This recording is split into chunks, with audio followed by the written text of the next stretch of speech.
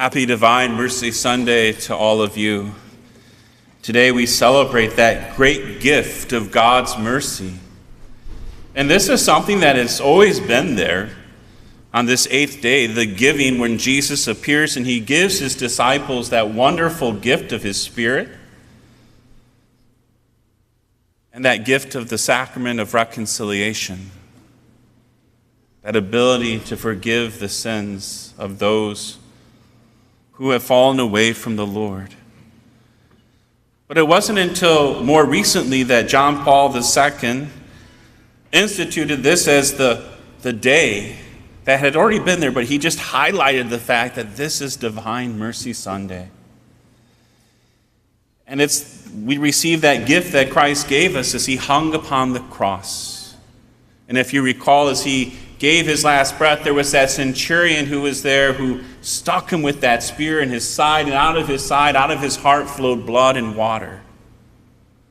And it was the fulfillment of the prophecies of the prophets, the visions they had, of how the water and blood would flow out the side of the temple. And everywhere that it flowed, it would bring life. And there would be trees along the bank whose leaves would bring healing.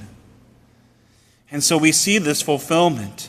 And as I was thinking about this Divine Mercy Sunday, I couldn't help but think of a time when I was much younger. And I was just a little boy playing in the neighborhood.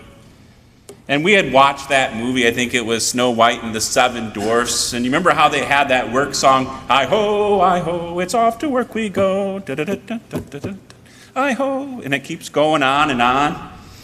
Well, we had a lot of fun. So, we were out cleaning my neighbor's garage. And so we had to have a work song. So we were singing along, we're washing the cement as we go. And the fun of all that, at one point, my neighbor said that he heard me say a naughty word. And I don't think I said it because we were just singing this song, having a good time, cleaning the garage. But I remember he said this, and his dad was a lawyer. And at that age, you don't know anything. And he's like, my dad's going to sue your parents for everything because you said this word. And I was scared. I felt so bad. I felt so ashamed. I was like, I don't think I even did this, but I was so ashamed. What have I done to my family? And I remember I went home and I was in my room. I just went to my room and laid down. I just didn't feel good. I was so upset. I didn't want to eat. And I remember my father, he came into the room where I was, and he was trying to figure out what was wrong. Tried to entice me with like a milkshake from McDonald's.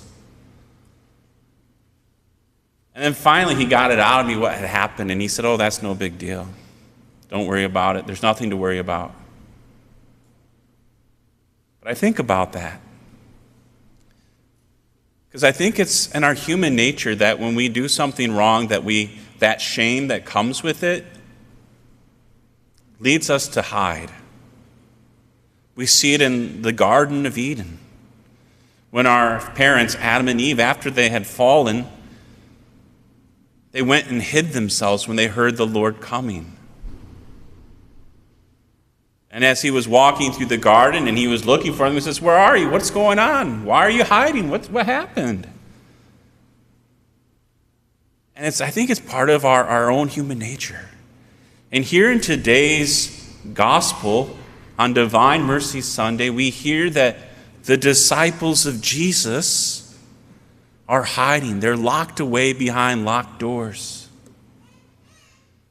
They're scared and fearful.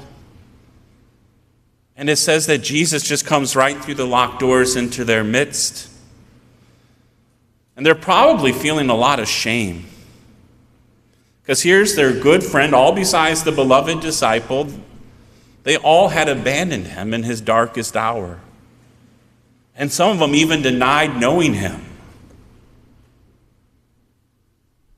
And now he walks into their midst. And they're probably a little bit afraid.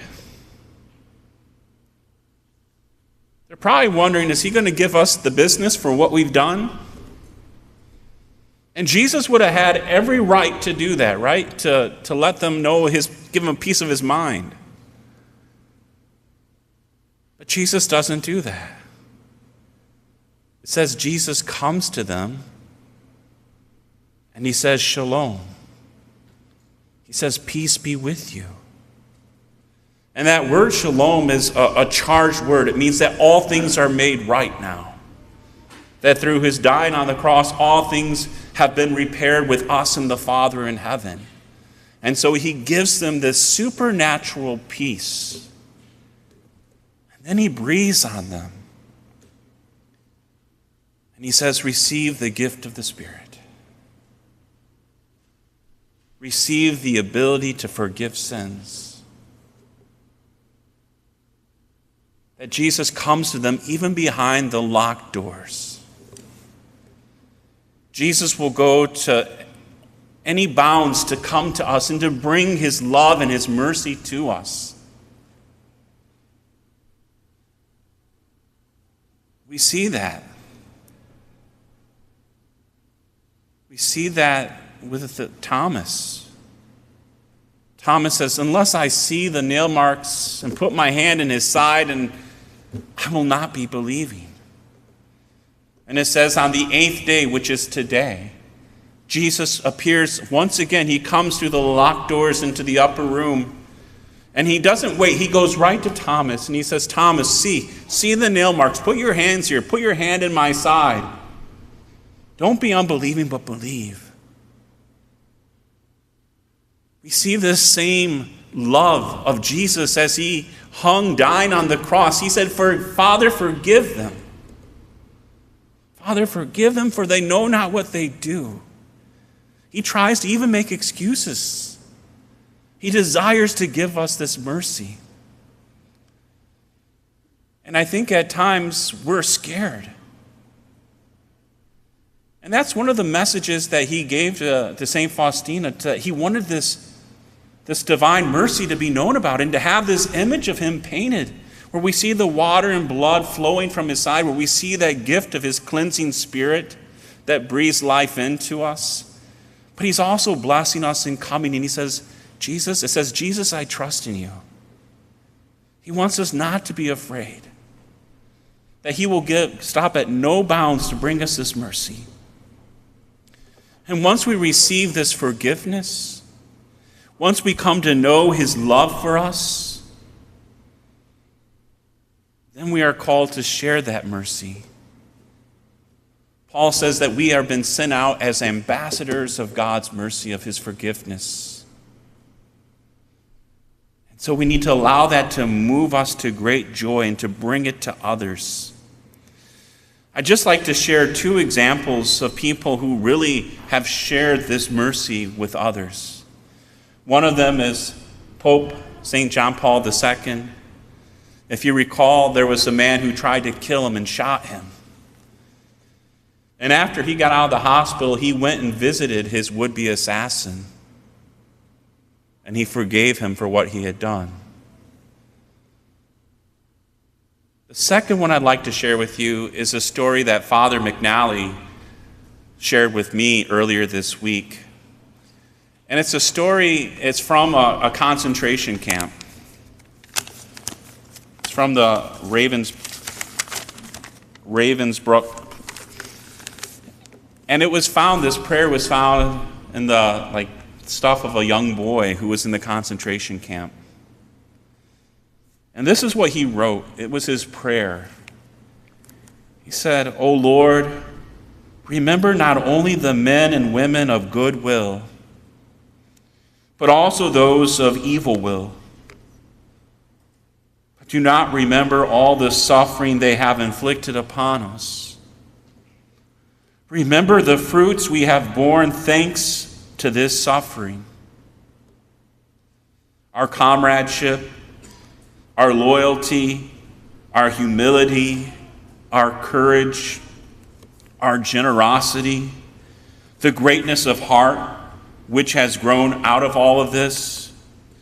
And when they come to the judgment, let all the fruits that we have borne be their forgiveness. Amen.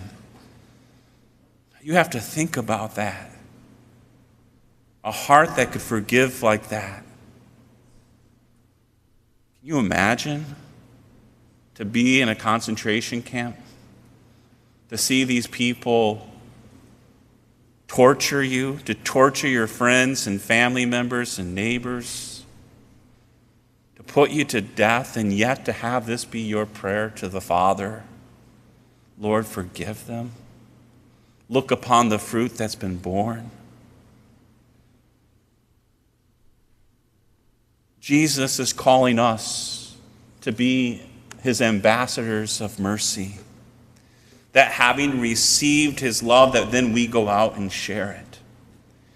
And so today, as we come to this altar to receive the Lord in this sacrifice in which we receive the forgiveness of sins, let us ask the Lord that our hearts may truly receive that mercy, that forgiveness, that our lives may be transformed, and that we too will be his ambassadors of mercy and forgiveness.